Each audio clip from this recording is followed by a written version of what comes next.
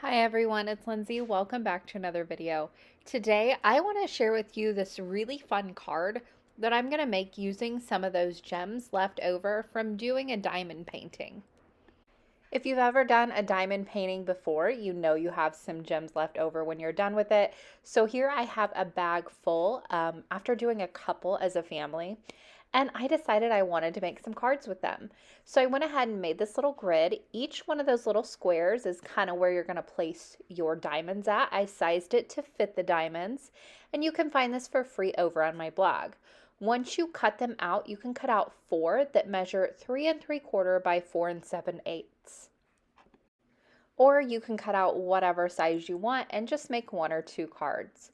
So what I did was I first started off by cutting off all of the sides.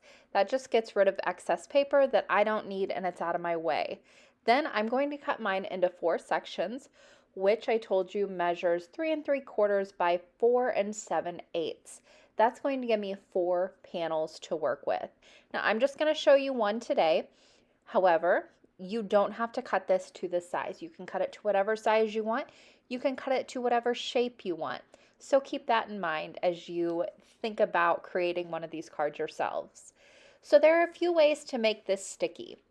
First, you can use adhesive sheets, like the full adhesive sheets. This is a very easy way to put it down in one go.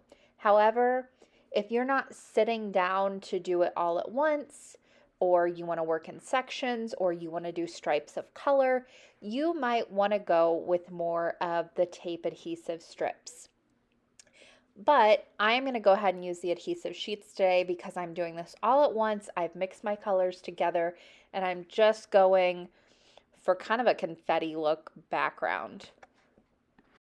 Now, in order to put this down and get it aligned just right, I went ahead and cut this out to the same size as my panel, the adhesive sheet, and I'm just going to start off by releasing one corner. I don't want to do any more than that. I'm just starting off with the corner. You can also see on my table, I have taped down a right angle, and I've also taped down my panel into that right angle. I've bumped it up into that right angle, and everything is held down with some tape just to keep it in place so it doesn't wiggle around on me. Then using that right angle as a guide, I'm going to place down my first corner where I release that tape. Then I will start to gently press as I peel up that backing paper. I'm making sure to keep those sides aligned with the right angle and my ruler that I have down. And this is going to make sure that that adhesive gets placed down perfectly and aligned perfectly. And I don't have any excess overhang on any of the sides. Now, if you don't want to go to all this trouble, you can just put this down onto the adhesive sheet and then cut it out. But I find this works better for me and I have less waste doing it this way.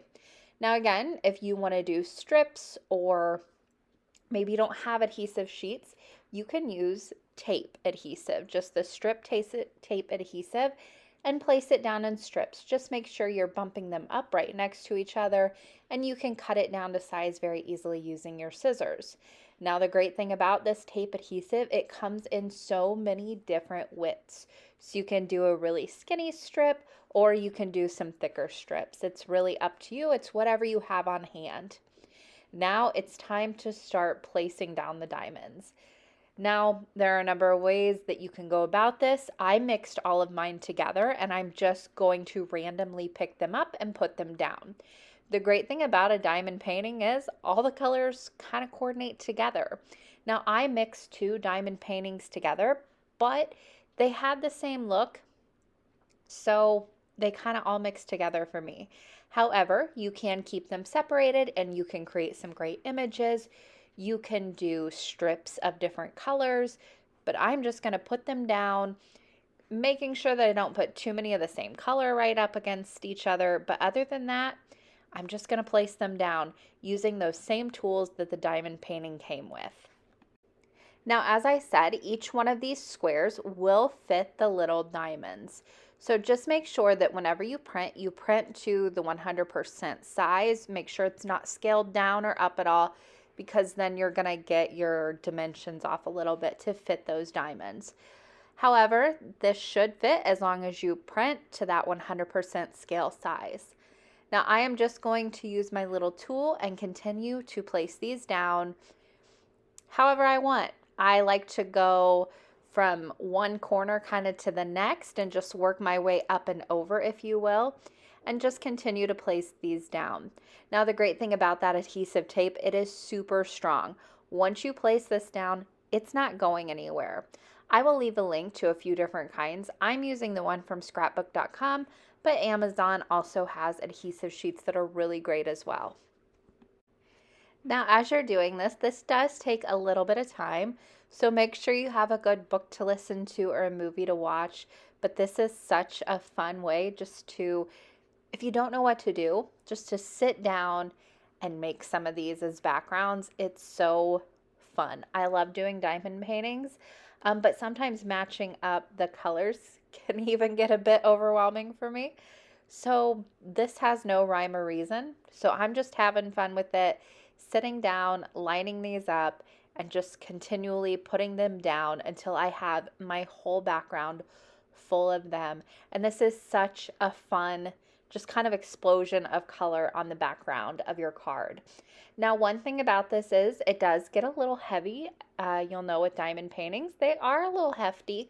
You might need an extra stamp if you do mail these, but it's not very dimensional. You have a little bit of dimension, but not a ton, but you have that wonderful shine. Now to finish this off, I really wanted to let that background be the star, if you will, and I didn't want to add a whole lot of extra bulk. So what I did was I cut out this thanks kind of frame with my Cricut. Now you can buy all sorts of frames like this on scrapbook.com that are dies if you only have a die cut machine, or you can just create a frame yourself and add a little stamp sentiment. It really is up to you, but I loved this thanks frame that I have. I will put it up for free over on my blog as well. If it's not already over there, I'm not sure, but it'll be there if it's not already. But I just placed that on. I used some extra strong adhesive to place that diamond painting, if you will, down on the back too. Make sure you use a nice strong card base. But other than that, that's it for this card. Super easy, but so much fun and a great way to use up those extra pieces that you get with your diamond paintings. I hope you all enjoyed this video. Thank you so much for watching. If you haven't subscribed already, you can do that now. Happy crafting, everyone.